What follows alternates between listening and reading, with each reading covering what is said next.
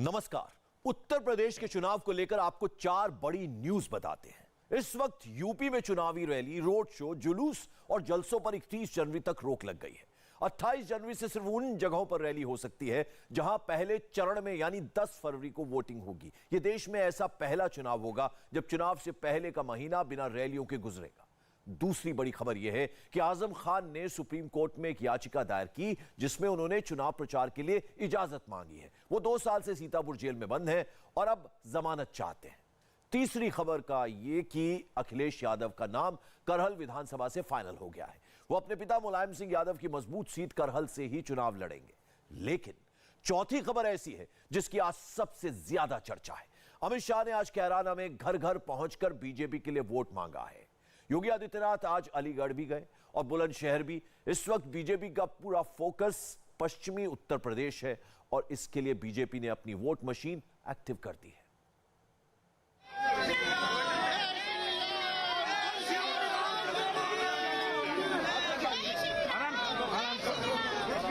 Bharatiya Janata party पलायन वाला कैराना, हाथों में पर्चा,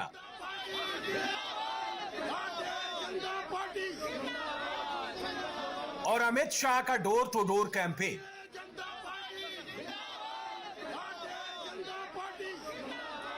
बीजेपी की टॉप लीडरशिप इलेक्शन मोड कैसे सेट करती है, ये तस्वीरें बताती है।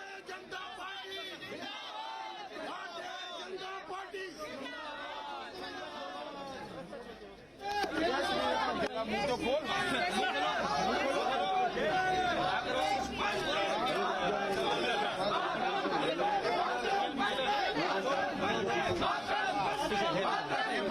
दस तारीख को कमल पर बटन दबाना।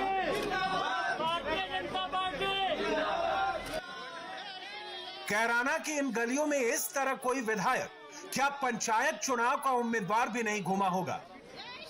यहां गृह मंत्री अमित शाह का आना, लोगों से ऐसे मुखातिब होना, लोगों के सेंटिमेंट को पकड़ना, अमित शाह के इस कैंपेन ने पश्चिमी यूपी में बीजेपी का एजेंडा सेट करना शुरू कर दिया है। 10 तारीख को कमल के निशान पर बटन दबाना है। का बहन आई है मेरे साथ, हमारी प्रत्याशी है। विजय माता जी। बीजेपी के लिए कैराना पूरे पश्चिमी यूपी का एपी सेंटर है और साधु स्वीट्स की दुकान पर अमित शाह का पहुंचना उसके वोट बैंक के लिए एक बड़ा मैसेज है। इस तरीके से अमित शाह अब उस साधु स्वीट्स पर पहुंच रहे हैं जहां एक फिरौती की चिट्ठी आई थी। फिरौती की चिट्ठी आने के बाद उन्हें अपना परिवार छोड़ना पड़ा था, दुकान छोड़नी पड़ी थी। पहले 2 व्यापारियों की हत्या हो चुकी थी। पुलिस के पास गए, पुलिस ने गार्ड दिया, लेकिन उसके बावजूद भी धमकी आती रही और वो यहाँ रहने की हिम्मत नहीं जुटा पाए। यहाँ से छोड़कर कई दिन के लिए वो बाहर रहे, लेकिन योगी सरकार आने के बाद हिम्मत आई। जिस तरह से अपराधियों पर कार्रवाई हुई, उस कार्रवाई को देखकर हिम्मत आई। उत्तर प्रदेश में कानून और व्यवस्था की स्थिति को बरकरार रखना है। उत्तर प्रदेश में तुष्टीकरण को खत्म करना है। उत्तर प्रदेश में एक जाति के लिए काम करने वाली सरकारों की प्रथाओं को खत्म करना है और मोदी जी के नेतृत्व में उत्तर प्रदेश का विकास करना है। तो फिर से एक बार यहाँ योगी आदित्यनाथ के नेतृत्व में भारतीय जनता पार्टी की सरकार प्रचंड बहुमत से बनानी है। जाहिर है बीजेपी के टॉप ब्रास का पूरा फोकस इस वक्त पश्चिमी उत्तर प्रदेश है। कैराना है, जाट वोट बैंक है, जिक्र हिंदुओं का भी है, मुस्लिम वोटों का भी है। गन्ना और जिन्ना के बाद बूचड़ खाने भी मुद्दों की लिस्ट में सबसे ऊपर पहुंच चुके हैं। 2017 के पहले जहां कानून का राज नहीं बल्कि गुंडे, अपराधियों और दंगाइयों का राज हुआ करता था, उपद्रवियों का राज हुआ करता था। हर तीसरे दिन एक दंगा होता था, अराजकता चरम पर थी, बहु बेटियां सुरक्षित नहीं थी, पर्व और त्योहार शांतिपूर्ण तरीके से नहीं मनाए जाते थे। हमारी सरकार आई, हमने पहला निर्णय लिया था अवैध बूचड़खानों को बंद करने का,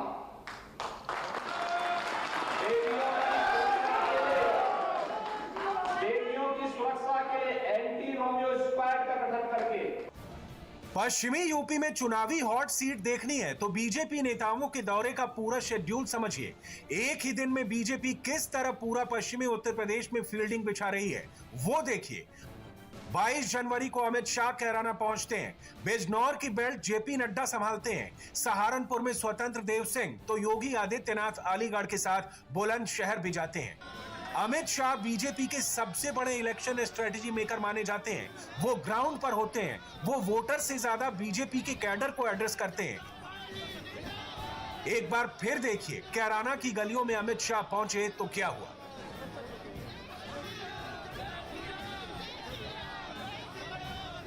10 तारीख को कमल के निशान पर वोट देना। सुबह सुबह ही वोट देना। बहुत बढ़िया है। कमल के निशान पर वोट देना।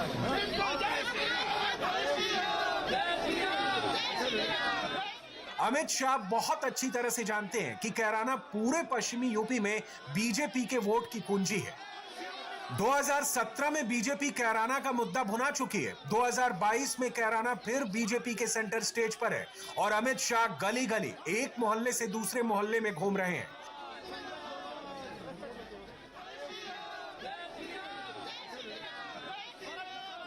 पूरे पश्चिमी उत्तर प्रदेश में चाहे गन्ना किसान हो, चाहे मजदूर हो, चाहे गरीब हो, चाहे व्यापारी हो, चाहे मध्यम वर्ग हो या नोएडा में रहने वाले लोग हो, सभी लोगों की एक ही आवाज सुनाई पड़ती है कि इस बार भाजपा 300 पार।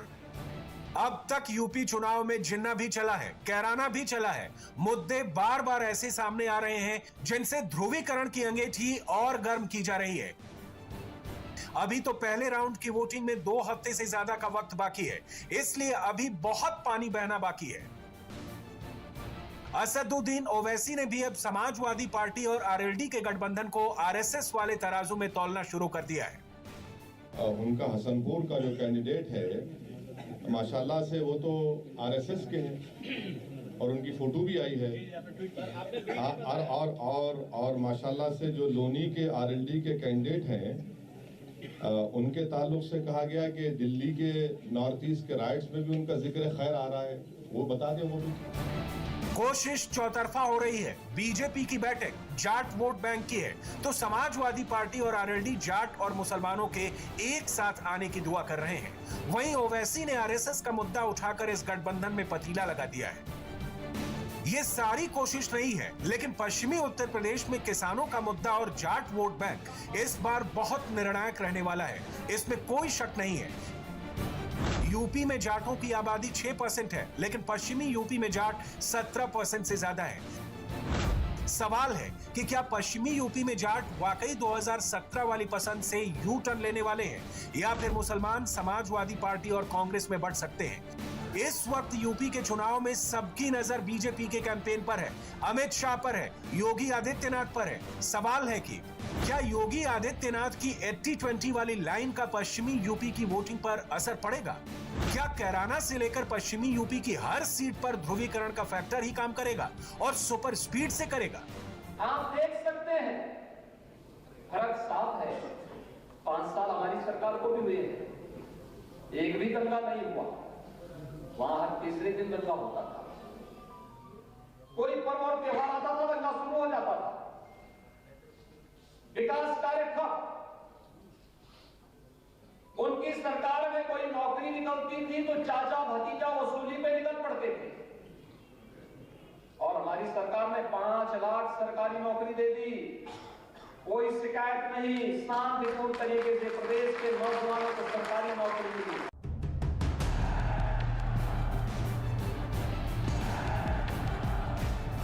उत्तर प्रदेश के चुनाव में बीजेपी के लिए सबसे मुश्किल कड़ी पश्चिमी यूपी को बताया जा रहा है, लेकिन पार्टी डिफेंसिव नहीं है, यह अमित शाह के कैराना दौरे ने साबित कर दिया है। क्या यह आक्रामकता बीजेपी के लिए 2017 जैसा रिजल्ट फिर से मुमकिन कर सकती है? 2017 में पश्चिमी यूपी और आसपास की 133 सीटों पर बीजेपी को बम्पर वोट मिला था। पश्चिमी यूपी में 42.5% के साथ बीजेपी टॉप पर थी, उसने 109 सीटें जीती। दूसरे नंबर पर समाजवादी पार्टी को 21.5%, उसे 21 सीटें मिली। बीएसपी को भी करीब इतने ही वोट मिले, लेकिन सीट सिर्फ 3 जीती। कांग्रेस का आंकड़ा तो आजाद उम्मीदवारों जितना था। 2017 के विधानसभा चुनाव में पश्चिमी उत्तर प्रदेश की बड़ी सियासी ताकत आरएलडी का सफाया हो गया था। मुजफ्फरनगर दंगों के बाद 2017 के विधानसभा चुनाव में जबरदस्त ध्रुवीकरण हुआ था। इसके अलावा यहां इस इलाके में मोदी की लहर भी थी और केंद्र में मोदी की सत्ता के बाद राज्य में भी लोग बीजेपी की सत्ता को आजमाना चाहते थे। बीजेपी को 42% वोट तब मिला था जब योगी आदित्यनाथ सीएम कैंडिडेट नहीं थे।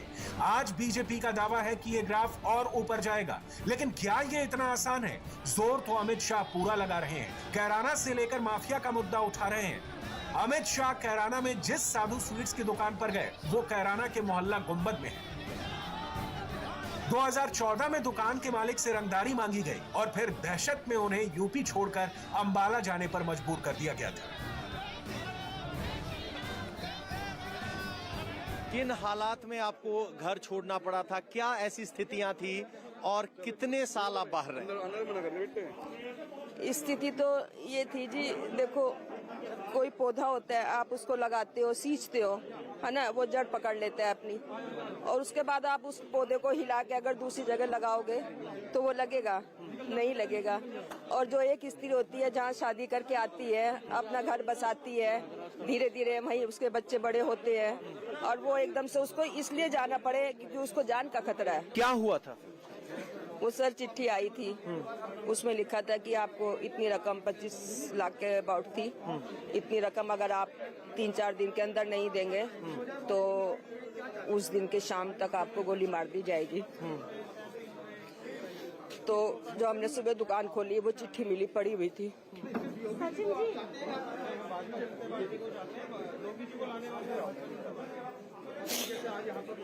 उस चिट्ठी को देख के मैं इतना डर गई, किससे मदद मांगू।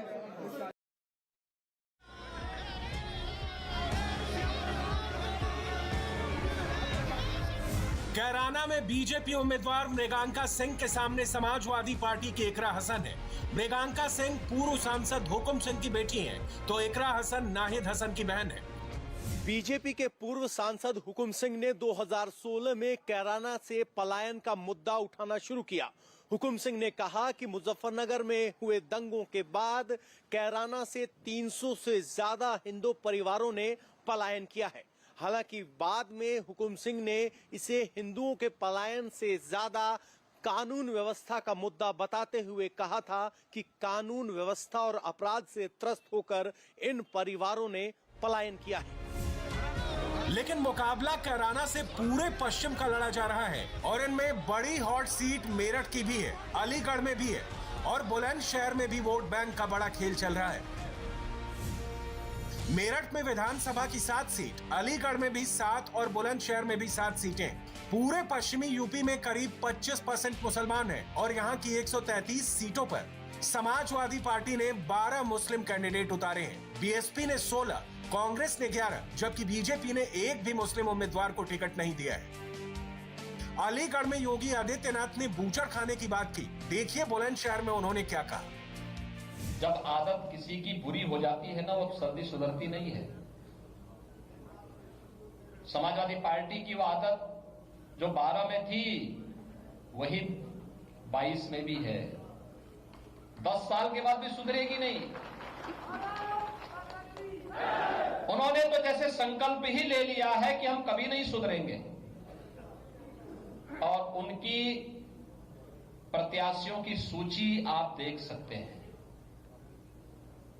कैराना से लेकर के बुलंदशहर, स्याना और लोनी तक जो एक फहरिस्त है प्रत्याशियों की, ये वही लोग हैं जो कैराना के पलायन के लिए जिम्मेदार रहे हैं, मुजफ्फरनगर के दंगों के लिए जिम्मेदार रहे हैं, बुलंदशहर के उपद्रव के लिए जिम्मेदार रहे हैं, प्रदेश की कानून व्यवस्था को धता बता करके, सत्ता की धौंस जमा करके व्यापारियों की संपत्तियों पर, गरीबों की संपत्ति पर, सार्वजनिक संपत्तियों पर कब्जा करते थे।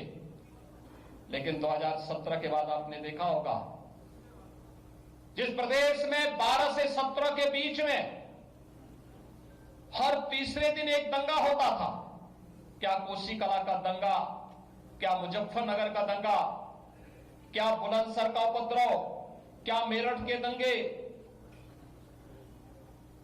सब जगह दंगे दंगे यही होते थे। उसी प्रदेश में 5 सालों में कोई दंगा नहीं हुआ, क्योंकि दंगाइयों को मालूम है दंगा करेंगे, अगले दिन उनका पोस्टर किसी चौराहे पर चिपक जाएगा और फिर तीसरे दिन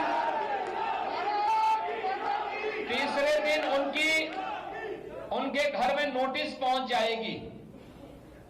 आपने देखा होगा ना, इसी बुलंदशहर में सीए के दौरान जिन लोगों ने कुछ आगजनी करने का प्रयास किया और जब नोटिस पहुंची तो उसके बाद कहने लगे घर की कुड़की अब मत करिए, बकस दीजिए, हमें पैसा जमा करना है।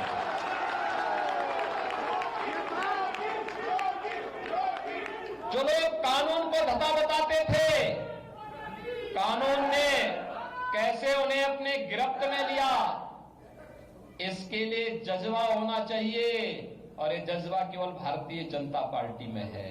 अलीगढ़ की 7 सीटों पर बीजेपी के विधायक हैं और बुलंदशहर की भी 7 सीटें बीजेपी ने जीती थी। ये दोनों इलाके बीजेपी के उस फेहरिस्त में हैं जहां से बीजेपी ने क्लीन स्वीप किया था।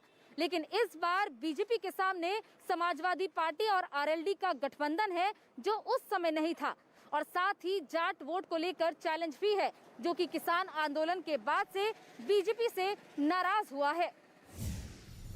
जब योगी अलीगढ़ और बुलंदशहर का दौरा कर रहे थे, तब उनकी पार्टी के राष्ट्रीय अध्यक्ष और प्रदेश अध्यक्ष ने 2 और बड़े शहरों में मोर्चा संभाला था। जेपी नड्डा बिजनौर की सीट साध रहे थे, तो स्वतंत्र देव सिंह सहारनपुर में थे। इनके यहाँ होने का मतलब क्या है, वो देखिए।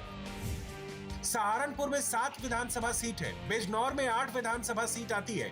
दोनों जगह वोट दूसरे चरण में 14 फरवरी को डाले जाएंगे। इससे पहले योगी आदित्यनाथ ने लखनऊ में बीजेपी के चुनाव प्रचार रथ को हरी झंडी दिखाई, तो डिप्टी सीएम केशव प्रसाद मौर्य ने भी कैराना के पलायन का मुद्दा उठाया, और फिर इस पर अखिलेश यादव का जवाब भी इंस्टेंट स्पीड से आया। प्रगति किसकी हुई, जिनकी जरूरत थी, और पलायन किसका हुआ उत्तर प्रदेश से, तो दंगाइयों का। पलायन किसका हुआ, तो अपराधियों का। पलायन किसका हुआ, तो व्यभिचारियों का। पलायन किसका हुआ, तो माफियाओं का। पलायन किसका हुआ, तो गुंडागर्दी करने वाले, कब्जा करने वालों का। अपनी लिस्ट इसलिए जारी नहीं कर रही है क्योंकि सबसे ज्यादा भ्रष्टाचारियों और अपराधियों के नाम है उसमें। किसने कहा? केशव प्रसाद मौर्य ने आज ट्वीट किया। मैं आपसे एक निवेदन करूंगा कि उनका जो एफिडेविट है उसको देखें, और मुख्यमंत्री और पूर्व मुख्यमंत्री पर इतनी धाराएं हैं जितने आईपीसी में सेक्शन नहीं है। अखिलेश यादव पूरी कोशिश कर रहे हैं कि वो बीजेपी की पिच पर ना खेले। वो बेरोजगारी और स्वास्थ्य जैसे मुद्दे उठा रहे हैं, लेकिन वो भी जानते हैं कि दूसरे चरण की वोटिंग में भी पहला चरण यानी कैराना और जाट और साथ में मुसलमान बड़ा फैक्टर होंगे। दूसरे चरण की वोटिंग पर भी इनका असर पड़ेगा। वैसे असर रुहेलखंड तक देखा जा रहा है, जहां उठापटक तेज हो गई है और इसके चपेट में कांग्रेस आ चुकी है। बुरी खबर प्रियंका के लिए है और फील गुड फैक्टर अखिलेश का है। बरेली में मौलाना तौकीर रजा खान से कांग्रेस को समर्थन तो मिला, लेकिन पार्टी के 2 बड़े नेता भी खो दिए। प्रियंका गांधी को ये बड़ा झटका है, क्योंकि कांग्रेस ने बरेली कैंट से पूर्व मेयर सुप्रिया एरन को टिकट दिया था। वो समाजवादी पार्टी में शामिल हो गई हैं। उनके पति और पूर्व सांसद प्रवीण एरन भी अखिलेश के साथ हो गए। बरेली जिले की बात किया जाए तो यहाँ पर विधानसभा की 9 सीटें हैं और 2017 के विधानसभा चुनाव में बीजेपी ने इन सभी 9 सीटों पर जीत दर्ज की थी। कांग्रेस पार्टी इस बार उत्तर प्रदेश में काफी आक्रामक चुनाव लड़ने की कोशिश कर रही है और इस दौरान बरेली में उसे मौलाना तौकीर रजा खान का भी सपोर्ट मिल गया है। लेकिन ऐन मौके पर सुप्रिया एरन और उनके पति का कांग्रेस पार्टी को छोड़ना कांग्रेस पार्टी के लिए एक बड़े झटके से कम नहीं है। सुप्रिया एरन बरेली का एक जाना माना चेहरा है, वो मेयर भी रह चुकी हैं और ऐसे में उनका पार्टी छोड़ना निश्चित तौर पर प्रियंका गांधी के इस नारे कि लड़की हूं लड़ सकती हूं, इस बात को भी कहीं न कहीं जोरदार झटका जरूर देता है। पश्चिमी यूपी और रोहेलखंड पहले 3 चरणों में इन दोनों इलाकों का फैसला हो जाएगा। पहले 3 चरणों में 172 सीट है। जो इन 3 चरणों में आगे रहा वो आगे तक जाएगा, क्योंकि यूपी चुनाव 7 चरणों में होगा। करीब आधी सीटों पर वोटिंग पहले 3 चरणों में ही हो जाएगी और इस तरह यूपी का चुनावी मोड पहले 3 चरणों में ही क्लियर होने लगेगा। इसे समझने के लिए 3 चरणों की वोटिंग देखिए। 10 फरवरी 11 जिलों की 58 सीट, 14 फरवरी 9 जिलों की 55 सीट, 20 फरवरी 16 जिलों में 59 सीट की बाजी तय होगी। इसलिए फिलहाल इंतजार अभी 10 फरवरी का है। कैराना मुद्दों में सबसे आगे चल रहा है। हिंदू मुस्लिम खूब हो रहा है, बाकी बातें पीछे छूट चुकी हैं, क्योंकि चुनाव में अब असली राजनीति की कड़वी एंट्री हो चुकी है। इंडिया टीवी हर वक्त हर जगह डाउनलोड करने के लिए सर्च करें India TV news Google play store या ऐप स्टोर पर।